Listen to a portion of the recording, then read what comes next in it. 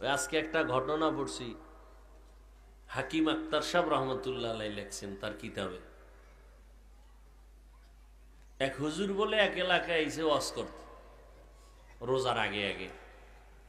তো হে কইছে, এই মিয়ারা, আপনারা সবাই রেডি হন, রমজান আসতেছে। কি আসতেছে? রমাজান।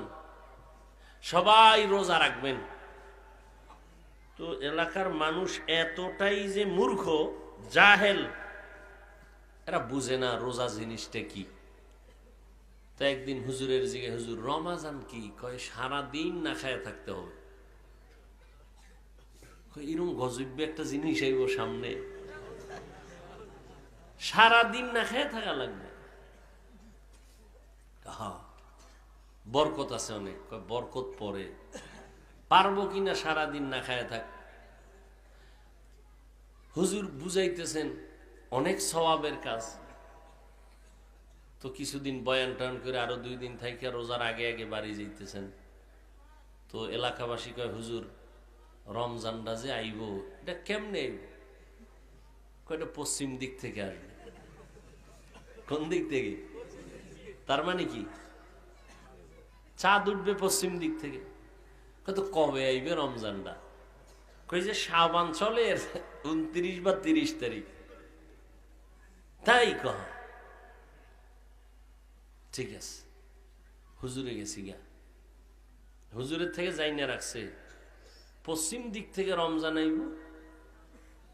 আর কি এই শাবানের 30 বা 29 সবাই লাডি লুডি লয়ে রেডি।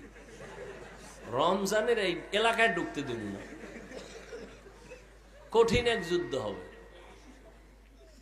তো 29-30 তারিখ সবাই লাঠি সোটা নিয়ে রেডি, পশ্চিম দিকে আগাইতেছে, অন্ধকার হয়ে আসতেছে। এর মধ্যে কিছু দূর যায় দেখে এক বেচারা উটনির রাখাল, উটের কিছুগুলো উট নিয়ে আসতেছে। কই মনে হয় যে রমজান আইতেছে, আয়ো আয়ো। কাছাকাছি আইয়ে কয়, ভাই তোমার নাম কি? কয় আমার নাম রমজান আলী। হুজুরে তোমার কথা কইছে, হুজুরে তোমার কথা বলছে। আর দেরি নাই, গণভিডা জীবন যাক, না খাওয়াইনি তুমি আইলে আমরা না খাই থাকতে হবে সারা দিন, না এই গজব এলাকায় ঢুকতে যাওয়া যাবে। পিডে বেউস বানাইলিস। হুজুরে রমজানের পরে আসছে এলাকায়, আবার মাঝে মাঝে আসে।